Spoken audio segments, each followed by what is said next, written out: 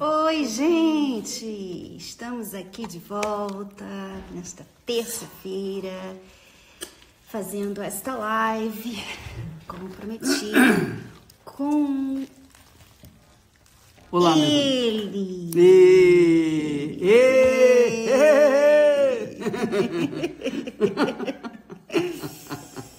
Olha, vai cair aqui. Muito bem, gente. E aí, Cristiane, você tem que... Muito bem, eu tenho que ficar juntinho, hein? Pois é, minha filha. Eu estava falando ainda há pouco a respeito, por exemplo, o mundo está vivendo numa pandemia. Então, muita gente morrendo, muita gente ficando doente, muita gente dando entrada nos hospitais, nos UTIs, muita gente vivendo um pedacinho do inferno, muita gente passando fome, muita gente presa, muita gente sofrendo com depressão, muita gente sofrendo com problemas familiares, doenças, etc, etc, etc. Todo esse inferno que nós temos visto no mundo, Cristiane, é justificável. Por que é justificável? Porque o mundo não quer atentar para a palavra de Deus, não quer ouvir a palavra de Deus, não quer obedecer a palavra de Deus. Ora, veja só, Deus fala, apenas um exemplozinho, ele fala assim, amarás o Senhor teu Deus, é o primeiro grande mandamento. O primeiro grande mandamento é a base, é o fundamento. Você sabe que uma casa precisa das sapatas. Então, a casa ou um prédio é construído sobre uma sapata de pedra, concreto. Porque se houver algum terremoto, aquilo está firme. Se vier a chuva, a tempestade, a casa está firme. Então, a base da vida de uma pessoa é a sua fé em Deus. É a primeira coisa. Jesus disse que quando o Espírito Santo viesse, ele nos convenceria do pecado. E uma vez convencendo do pecado, a pessoa pede perdão, a pessoa manifesta uma fé no Senhor Jesus e Ele nos perdoa os pecados e nos faz justos perante Deus. Então, mas o primeiro grande mandamento é a base, é o fundamento do relacionamento com Deus. Primeiro é o amor a Deus sobre todas as coisas. Esse amor não é sentimento, como nós, cristianos, nós temos um sentimento grande um pelo outro, porque nossa família toda, a Esther está aqui comigo, não dá, é porque o vídeo aqui é pequeno, não dá para botar todo mundo. Dá sim, dá aqui, ó, mãe, senta aqui, ó, aqui atrás. Então, veja só, quando eu conheci Jesus... Aqui atrás, a mamãe fica aqui. Não, eu fico... Eu fico aqui, fica aí. Fica aqui, Esther. Fica aí, Cris. Ok. Então, voltando ao nosso assunto. Quando eu conheci Jesus, quer dizer, ele tornou-se o primeiro na minha vida, o meu primeiro amor. Olha, eu amo a Cristiane, minha filha, eu amo a minha esposa, eu amo a mim mesmo, como me amo, mas sobretudo, eu amo o meu Senhor, Ele é o meu Senhor. Então, por causa desse amor, quer dizer, dessa afinidade, desse relacionamento que eu faço com Ele, de fé, por meio da fé, porque eu não o vejo, eu não toco, eu não sinto. Eu vejo você, eu toco, eu sinto, eu beijo, etc. Nós nos beijamos, a Cristiane, a Viviane, a Esther, etc. Nós nos abraçamos, os nossos familiares, Moisés. Só que Deus não, Deus é Espírito. Deus é Espírito. Você não toca, você não vê, você não sente. O que nós temos de relacionamento com Ele? É a nossa fé. Mas que tipo de fé? Eu creio em Deus, acredito em Deus? Não. Você coloca Ele em primeiro lugar na sua vida. primeiro lugar. Então, você o elege como Senhor da sua vida. Ora, se ele se torna o seu Senhor, logo você vai ser servo dele, por toda a vida e por toda a eternidade. Quem é servo de Deus aqui na terra, vai ser servo dele lá no céu. Quem não for servo dele aqui na terra, não será no céu. Então, com isso, quando nós, por exemplo, nós estávamos meditando sobre o livro de Malaquias, que Deus fala, trazei os dízimos e as ofertas à minha casa. A casa do tesouro era a casa do lado da casa dele. Então, o que quer dizer isso? Trazei os dízimos e as ofertas. Deus não precisa de dinheiro. O que Deus precisa? Não precisa de nada. Ele não precisa nem da nossa glória, Cristiano. Quando a gente ergue as mãos para os céus, eu te louvo, eu te agradeço. Ele não precisa de nada. Porque ele já é a própria glória. Ele é a glória, ele já é a grandeza, a majestade das majestades. Ele já é o Senhor. Então não precisa de nada, zero. Ele precisa de zero, porque ele é o Senhor. Ora, quando ele faz isso e manda a gente levar os dízimos e as ofertas, ele está dizendo assim, se vocês me servem, então obedeça a minha palavra. Então, quando você traz os seus dízimos e ofertas à casa do Senhor, você está obedecendo a palavra de Deus. Você está obedecendo a palavra do seu Senhor. Quando você obedece, você está provando que você é servo dele. Então, Deus não precisa. Mas pelo fato de nós levarmos os dízimos e as ofertas na casa do Senhor, na casa dele, nós estamos obedecendo, nós estamos considerando-o o nosso Senhor. Como Senhor, é o único Senhor. Você sabe que ninguém nesse mundo, nem nos céus, ninguém é Senhor, a não ser o Senhor. Só existe um Senhor. Só existe um Senhor. Então, o que acontece? Quando ele fala, perdoai aos vossos ofensores.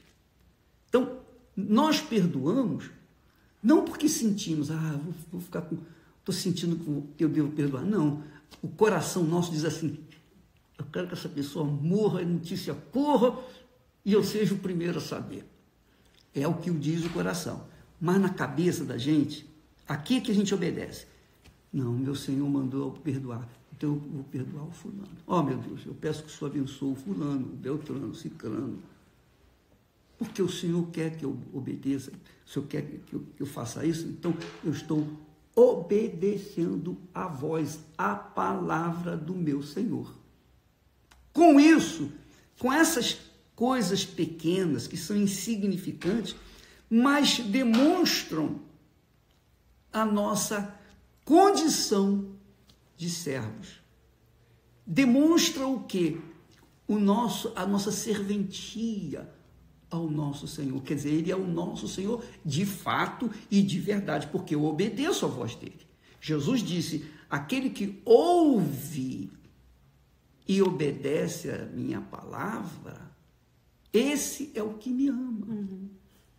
É muito forte. Então, você vai relacionando o Velho Testamento com o Novo Testamento, você vai aprendendo a servir a Deus. Aprendendo a servir a Deus. Quando você lê a Bíblia, você aprende a servir a Deus. Quando Paulo fala que o marido deve amar a sua esposa, porque ela é o seu corpo, que a esposa tem que se submeter ao cabeça, que é o marido. Ele está orientando a vontade de Deus, a palavra de Deus, para que nós sejamos uma harmonia, nós vivamos em harmonia, em paz. Então foi assim que eu comecei a minha vida. Então hoje nós temos uma família feliz, vocês são de Deus, você, a Viviane, são de Deus. O Moisés não, Moisés ainda não se entregou, ele não se converteu. Mas você e a Viviane... Mas ele já é de Deus, porque a gente já entregou ele para Deus. Bom, eu já entreguei. Mas vocês... Então, quando vocês nasceram, eu as entreguei para o meu Senhor. Ó, meu Senhor, eu não tenho nada. Muito pelo contrário, eu tenho pouca coisa, insignificante, mas o que eu tenho eu dou para o Senhor. Então, eu consagrei você e a Viviane para Deus. Eu dei, assim como Abraão deu Isaac para Deus, ofereceu. Então, é uma questão pessoal, foi minha. Quando eu abri mão, eu não quis que vocês estudassem, não fizessem além do necessário, foi para justamente vocês servirem a Deus, não servirem a si próprios. Você nem obrigou a gente. Não, claro. Se a gente falasse assim, pai, mas eu quero estudar, claro, ele ia deixar, porque ele nunca impôs nada a gente. Eu odeio. Mas odeio isso. Na idade que a gente chegou para pensar nisso, a gente já tinha tido encontro com Deus. Então, a gente compartilhava dos mesmos sonhos de Deus, que é ganhar almas. Então, eu não me senti obrigada, como as pessoas às vezes ficam pensando que você obrigou a gente, que a gente... Não, nada disso, nada. A gente fez... A gente não quis. Deixa eu explicar isso melhor. Sabe como, Cristiane? Eu queria casar. Olha só, eu explico melhor isso da seguinte forma. Eu odeio, mas odeio com todas as minhas forças, ser obrigado a fazer qualquer coisa. Por isso, eu também odeio obrigar as pessoas a fazer o que eu quero. Então, eu jamais faria isso com vocês. Você pode perguntar, quem quer que seja, se um dia eu obriguei a fazer determinada coisa. Não, eu falo, eu ensino. Agora, se a pessoa não quiser obedecer, eu sei que ela não serve para andar comigo. Então, o Espírito Santo é exatamente isso. Quando o Espírito Santo vem sobre nós, ele faz nos sujeitar uns aos outros. Nós nos sujeitamos uns aos outros. Por exemplo, o Renato está aqui comigo, está aqui nessa manhã, tomando café. Você, Renato, você é um homem de Deus, você não pode mentir. Você, claro, jamais vai mentir. Então, eu pergunto a você, alguma vez, você que é, digamos, você foi um filho que entrou, né? Que entrou no meio dessa família. Mas eu pergunto a você, alguma vez eu obriguei você a fazer alguma coisa? Não, senhor. A consciência da palavra de Deus nos leva a fazer o que a gente sabe que é certo. É o Espírito Santo, Renato. É isso. Porque o Espírito Santo que está com você, está comigo, está com Cristo, está com a Esther aqui. Então, o Espírito Santo coordena os nossos pensamentos, harmoniza os nossos pensamentos, harmoniza a nossa serventia ao nosso Senhor. É muito legal isso, né? Então quando... Não é muito fácil, uma coisa assim, obrigada. Nada disso. É igual lá no céu, os anjos. Eles servem a Deus com vontade, eles querem servir a Deus. Porque eles sabem que o chamado deles é servir a Deus, é ajudar a Deus no rei, aqui embaixo, né? Então eles não fazem, tem que ir lá, né? Tem que ir lá ajudar o Renato, o Bispo Macedo, né? Não, eles fazem com prazer, porque eles têm prazer de agradar a Deus, de servir a Ele. A mesma coisa com a gente. Quando a pessoa recebe o Espírito Santo, ela tem prazer em fazer de agradar a Deus. Então, dízimo e oferta não é um fardo, não é uma coisa, tem que dar meu dízimo. Não, ela quer dar mais. Se ela pudesse, ela dava mais, porque ela ama o prazer, ela tem prazer. Que é isso, Cristina? É isso aí. Por exemplo, nas minhas orações matinais, nas minhas orações noturnas, pela madrugada, não é todas as vezes que eu ergo as mãos para os céus e digo, meu Deus, eu te louvo e te agradeço. Não. Tem hora que eu oro com a cara no chão. Mas, em dado momento, eu sinto, para louvar eu não posso ficar com a cara no chão, eu tenho que levantar o rosto, eu tenho que levantar as mãos e adorar o meu Senhor. Então, é uma coisa pessoal. Eu não gosto que ninguém me imponha nada, porque eu tão pouco gosto de impor alguma coisa a alguém. Deus é assim, Cristiane. Deus não quer que a gente o ame por imposição. Você tem que dar o dízimo, você tem que trazer nada disso. Você tem que fazer a minha vontade. Não, nada disso. Por exemplo, você, Renato, nós que servimos a Deus, nós todos servimos a Deus. É que esse negócio aqui é um negócio. Não fica de lado assim, mas não fica. Tem que ficar assim. Então, todo mundo tem que dar aí. Então, olha só. Por exemplo, quando nós nos casamos, Esther, foi uma coisa assim liberal. Foi algo assim bem espontâneo. Foi espontâneo. É espontâneo. Porque o amor que nós temos que ter a Deus sobre todas as coisas, esse amor envolve muito mais do que um sentir alguma coisa. Envolve dar. Dar. Quando a pessoa ama, ela dá. Ela dá. Se ela não der, é porque ela não ama. Olha só, a Bíblia fala lá, aliás, lá em João, capítulo 3, versículo 16, está todo o Evangelho, todo o Antigo Testamento. Está ali, está reduzido ali. Diz assim: Deus amou ao mundo de tal maneira que deu o seu Filho. Quer dizer, o amor acompanhado da entrega, da dádiva. Por exemplo, se você ama a Deus, então, obviamente, você vai amar o seu semelhante. Você vai amar o seu próximo. E ninguém mais próximo da gente do que a própria mulher. Jesus teve prazer de agradar a Deus, de vir aqui e se sacrificar para agradar a Deus, para servir a Deus. Pois é. Né? Mas, Cristiane, o que tem que ficar, só que eu queria concluir o meu pensamento, que não é fácil, é o seguinte: quando a gente serve a Deus, seja com os dízimos, seja com as ofertas, seja com as orações de louvor, de adoração, seja com cânticos, seja estendendo a mão para as pessoas mais necessitadas, dando um copo de água fria para uma pessoa que está precisando, etc. Quando a gente serve a Deus, a gente está mostrando para Ele, para o diabo e para nós mesmos que nós somos servos de Deus.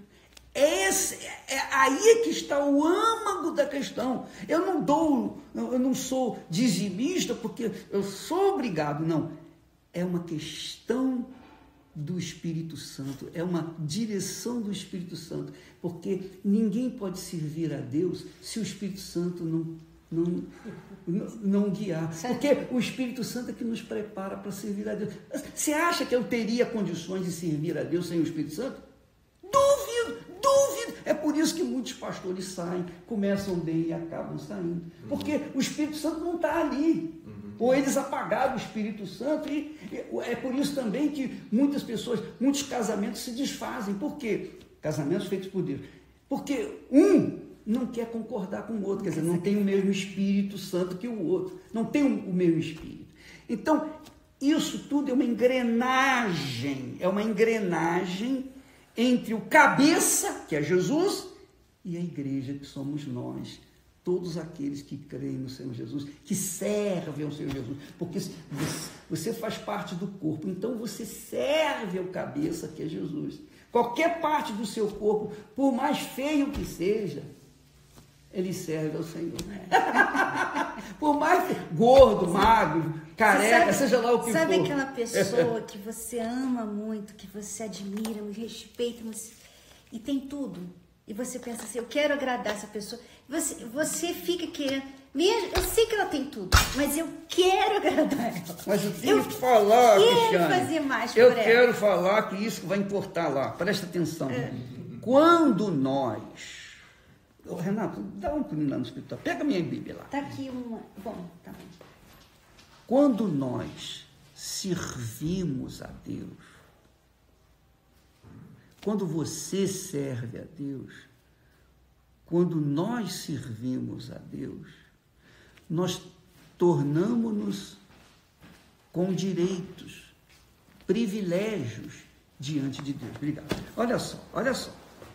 Ele primeiro fala lá em Malaquias, o último livro do Velho Testamento, ele fala assim, olha, trazei todos os dízimos à casa do tesouro, à minha casa, e provai-me nisto, e diz lá, provai-me, etc, etc, etc.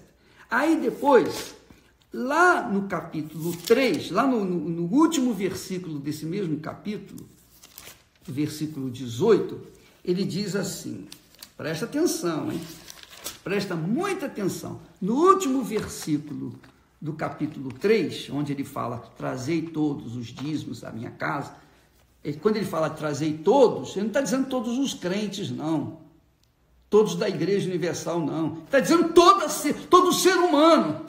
Porque eu sou o Senhor, eu que dou o sol, a lua, eu que dou o ar para você respirar, e que agora muita gente está buscando até o respirador. Eu que dou o ar, eu dou a água, eu dou a vida, eu dou tudo para vocês. Eu sou o Senhor e não tem ninguém mais do que eu. Então, quando a pessoa então cai a ficha e a pessoa começa a servi-lo, aí ele fala assim, então vereis, no versículo 18, voltareis e vereis a diferença entre o justo e o ímpio, o injusto, entre o que serve a Deus e o que não o serve. Então, não tem esse negócio, eu fui sortudo, eu nasci com o bumbum virado para a lua, nada disso. O que tem é o seguinte, me falaram do amor de Deus, me falaram da salvação do Senhor Jesus, me apresentaram Jesus, eu me entreguei e comecei a servir. Então eu tenho que ter uma vida diferenciada daquele que ouviu e não quis atender. Não tem jeito, é questão de injustiça, Renato. É escolha, né? Se a pessoa escolheu servir a Deus, ele tem que reagir à escolha da pessoa. Como também, se ela escolheu não servir, ela vai ter consequências dessa escolha. Aí é que está o amor. Não existe amor obrigado, como o senhor falou. Se alguém obriga, já não é amor, não partiu da pessoa. Então aí está o seu poder de escolha, o seu poder de decidir. Eu quero servir a Deus, eu quero fazer. É isso que tem valor para Deus. É quando você escolhe servir, obedecer, negar sua vontade, quando parte de você. Os mandamentos, não adianta estar ali se você não quiser obedecer. Deus não vai obrigar. Mas aí, Renato, o que faz bacana aqui é essa palavra, vereis a diferença. Uhum. Então tem que haver diferença entre nós que servimos a Deus e aqueles que não servem a Deus. Tem que haver diferença. Se não houver essa diferença, é injustiça da parte de Deus. Se o que não serve vive uma vida melhor do que aquele que serve a Deus, já não está se enquadrando na justiça de Deus. É isso. Essa é a fé, Renato. Uhum. Hein, Esther? Porque justamente quando ele pede, traga os dízimos, a oferta, porque ele já sabe como é importante o dinheiro para o homem, né? A ganância que o homem tem para ganhar dinheiro. Então, ele pede uma coisa que é bem enraizada no homem, para mostrar que ele é o primeiro. Eu estava pensando, essa passagem me veio à mente uma cena, né? Você, mãe, você está num parquinho cheio de criança, mas os seus olhos estão no seu filho. Então, você está olhando ele, assim, você é responsável por ele. Assim também, hoje, Deus, a humanidade toda, mas Deus está olhando, os olhos dele estão naqueles que o escolheram, que o servem. A mãe olha as outras crianças, todas elas são bonitas, são bacaninhas, são inocentes, são puras, mas os olhos dela, os olhos dela estão lá no filho dela. É verdade. De todas elas. É verdade. Isso aí é excelente. Isso aí completou, fechou o caixão. É assim, Deus. Nessa pandemia toda, os olhos de Deus estão naqueles que estão buscando. Até você que está longe de Deus. Você tem estado longe de Deus. Quando você fala assim, em nome de Jesus, ele olha para você. Naquele mesmo momento, meu Deus, tem misericórdia de mim, ele olha para você naquele mesmo momento, como ele estava lá, na cruz, entre dois homens que eram ladrões que estavam sendo crucificados. Um clamou por ele, ele olhou para ele. Naquele mesmo momento. Naquele momento. Ele ignorou quem ele era. Ele deu valor à fé dele. Que ele escolheu ter fé. O outro também estava mal. Porque mas ele não considerou quis. o Senhor. É. Ele reconheceu o Senhor ali. É. Porque logo no início da crucificação dos dois ladrões, todos os dois também falaram contra Jesus. Mas num dado momento, um deles, não, ele é o Filho de Deus. Quer dizer, ele reconheceu. Quando a pessoa reconhece o Senhor Jesus como Senhor da vida dela, ela se torna com direito, ela tem o direito de ter uma vida diferenciada daquele que não opta por Jesus. Ele reconheceu e usou a fé assim, lembra de mim. Ele pediu, igual aquela live que a gente estava fazendo, do cego, do centurião, a pessoa pediu. Quando você pede, você sabe que você não merece, mas quando você pede, você está usando a sua fé. Tipo, eu sei que eu não mereço, mas eu reconheço que o Senhor pode. O Senhor. Ele vai me ouvir. É o Senhor de todas as coisas, não é só o Senhor. Foi na hora. Hoje, ainda hoje. Porque a resposta foi na hora. Agora, é isso aí. A gente tem que falar em outro assunto, porque tem pedidos que a resposta demora, mas tem pedidos que tem que ser na hora. Por exemplo, a pessoa está passando fome, mas se ela serve a Deus, Deus tem que providenciar um corvo para ir lá para alimentar na hora, porque o estômago não espera, não tem paciência. Então, é assim que funciona. É assim que funciona. Deus é o Senhor, minha amiga. Ele é o Senhor de todo mundo. Ninguém tem nada nesse mundo. Nós não temos nada. Tudo pertence a Ele. E Ele nos empresta. Por exemplo, você é uma filha. Deus me emprestou você como filha. Deus me emprestou você como pai. E o Renato como marido. Exatamente, também. a Esther como esposa. Ele emprestou uns aos outros. Acabou. Ele é o dono de tudo. Porque quando a gente morre, acabou. Por isso que você tem que colocar Deus em primeiro lugar. Porque se você coloca uma outra pessoa, você está realmente sendo ingrato. Porque Ele deu para você e você... não, agora isso aqui é mais importante para mim. Ele me deu esse pai. Então esse pai agora é mais... Aí já era. Poxa, aí, né? Aí... Pois é, eu fico tão alegre, feliz de ter essa revelação e transmitir para vocês. Quando nós mostramos aqui a nossa família, hein, Renato? Nós não estamos aqui querendo esnobar que o nosso lar é um lar de paz, de harmonia, de tranquilidade, de amor. Nós estamos querendo apenas mostrar que por causa da obediência de uma pessoa, Deus foi abençoando. Foi o que Ele fez com Abraão. Entendeu? Então, Ele me chamou, não que eu seja Abraão, mas me chamou para fazer a vontade dEle. Então, eu me enquadrei dentro da vontade dEle. Então, veio a Esther, veio a Cristiane, veio a Viviane, veio o Moisés, veio você, veio o Júlio, veio a Viviane, enfim, a família foi... Aí vieram as pessoas, você que se converteu na Igreja Universal, você que é firme, você que tem o Espírito Santo, veio você. Então, dessa família. Essa família.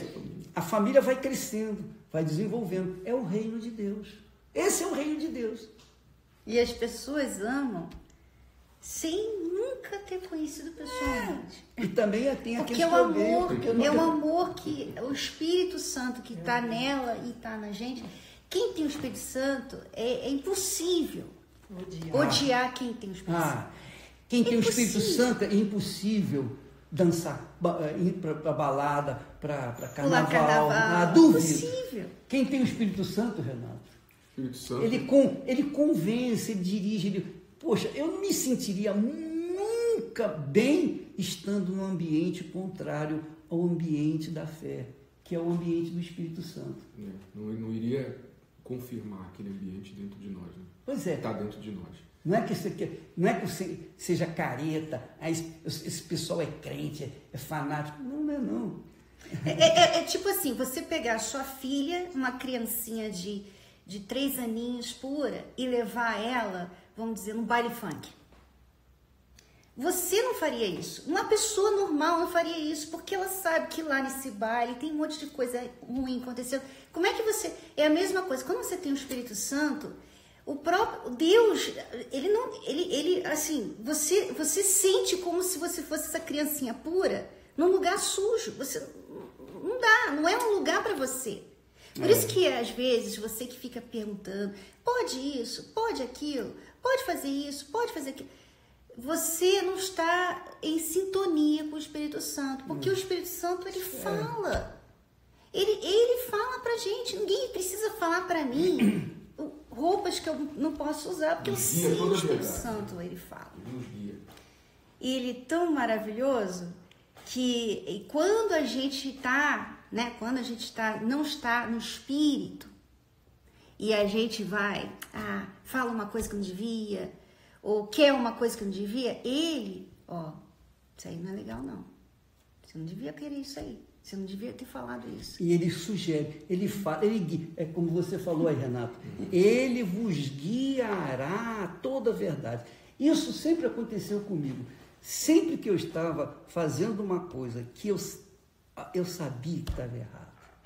Eu sabia que estava errado. Aí fica aquela coisa aqui. Aí fica aquela consciência pesada. Não, eu não posso. Aí chega um momento, não, eu largava aquilo para lá. Quer dizer, isso é que é de ser dirigido pelo Espírito Santo, porque ele sensibiliza a gente com a sua voz meiga, suave. Ele convence, sem pegar no gogó, enforcar, você tem que fazer isso, nada disso. Ele fala e a gente obedece. Não é? É muito bacana. Isso aqui é ser dirigido pelo Espírito Santo. Uma pessoa que tem o Espírito Santo, por exemplo... Não é perfeita. Não. Ele aperfeiçoa a gente, né? Esse que você falou aí, eu vou dar um exemplo que vai ajudar muitas meninas que com certeza já se não estão passando por isso, já passou por isso. É vaidade, né? A gente tem a tendência, a mulher tem a tendência para vaidade. Homem, tá? Muita vaidade. A gente tem muita tendência para isso. E quando eu cheguei no Brasil, eu comecei a ter olhos mais para essas coisas, roupa, bolsa, sapato, porque aqui é muito mais, assim, aflorado, vamos dizer aqui, a vaidade do que lá fora, né? Lá fora as pessoas... No nosso mundo, né? Lá fora, não, assim, lá fora no exterior, as pessoas não são muito pegadas com moda, essas coisas.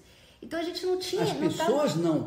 As pessoas da igreja, né? Isso porque você só ficava trabalhando na igreja, ficava naquele mundinho, porque lá fora tem, né? As pessoas querem. Mas não são a maioria. Não é a maioria, então não é muito assim.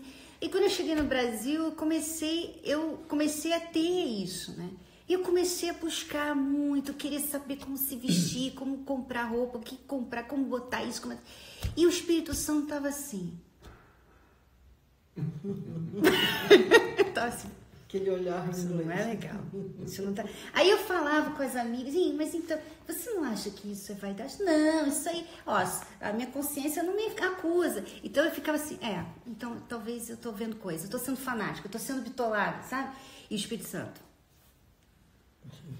Quer dizer, a consciência dela não acusava porque ela não tinha o Espírito Santo, essa é a verdade. Não, ela não estava sensível, talvez, a ele, né?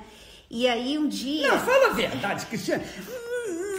Não tem o Espírito Santo, porque quem tem o Espírito de Deus não tem o espírito da vaidade. A vaidade é uma coisa diabólica.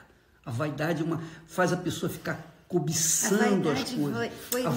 A vaidade é um pulo, como se diz, a porta do orgulho, não é, Renato? A vaidade. Porque se você começa a olhar para a vaidade, você deixa. Porque o servo antigamente andava descalço. Só tinha uma roupa. Os ministros eram o quê? Ficavam lá embaixo. Ministros de Deus, no navio. Ficavam lá embaixo no navio, remando. Então, isso, quer dizer, eles remavam, eles conduziam o navio. Então, a nossa condição, quer você goste ou não goste, quer você queira ou não queira, a nossa condição é de servo. Se você não assume a sua condição de servo, são outros 500. Então você não pode requerer de Deus a diferença. Meu Deus, o Senhor disse que haveria uma diferença entre o justo e o ímpio, ou o pecador, ou o injusto. Entre o que serve a Deus e o que não serve.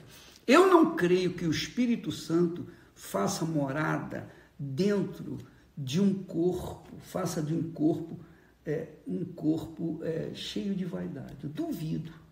Porque quando o Espírito Santo vem, o nosso corpo é o templo do Espírito Santo. O templo do Espírito Santo, o templo de Deus, quando Salomão ergueu o templo para Deus, cheio de ouro, etc., aquilo tudo é tudo uma representatividade, um simbolismo, tipificando Jesus. O ouro representa Deus. O ouro representa Deus. A joia, como é que se diz? O metal mais precioso. Imperecível. Que não perece. Então, e todos os objetos estavam apontando para Jesus. Porque, como ele é espírito, então Deus se manifesta ou se identifica com simbolismo. Por exemplo, o pão simboliza o corpo de Jesus, o sangue é simbolizado pelo vinho, não é? O óleo simboliza o Espírito Santo. Então, nós temos aí uma série de símbolos. A Bíblia tem uma infinidade de símbolos. Símbolos que exprimem, mostram Deus nas coisas mais simples. Por exemplo, um pedaço de pão. Você pega aqui um pedacinho, você pega um pãozinho aqui agora. Olha aqui, um pãozinho. Jesus pegou um pãozinho como esse, feito lá, foi no forno e tal, amassado com as mãos, etc. Aí chegou lá, saiu esse pão. Jesus pegou um pão desse, partiu e deu aos discípulos. Isso é o meu corpo. Quer dizer, mas o pão é o corpo? Não, não é o corpo, mas simboliza o corpo dele. Não é bacana, Renato? Porque você comendo do pão, você está lembrando do sofrimento que ele, Jesus, teve lá durante a vida toda aqui na Terra. Então, esses símbolos mostram o Deus que nós cremos. Então, nós não temos imagens. Eu não adoro o pão, pelo contrário, o pão eu como. Se eu adorasse o pão, eu não comeria. É ou não é? Então, os símbolos a gente não consome assim, com aquela vaidade e coloca como Deus, Senhor na nossa vida, não. A gente se utiliza normalmente.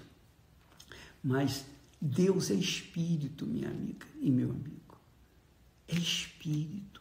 Ele está aqui conosco agora, nesse momento, está aqui no nosso meio, tomando conta.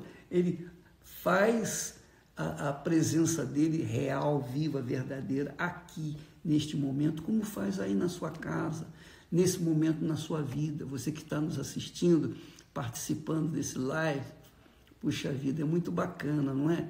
Você passa a ter comunhão, a gente tem comunhão em espírito. Você está aqui, nós estamos aí com você. Aliás, por falar em estar aqui, estar lá, amanhã nós vamos ter a Santa Ceia, nós vamos participar e você vai me dar licença para entrar na sua casa amanhã, para falar com seus entes queridos, e inclusive dar para ele o pão que representa o corpo de Jesus e o vinho que representa, o suco de uva que representa o vinho, o sangue de Jesus.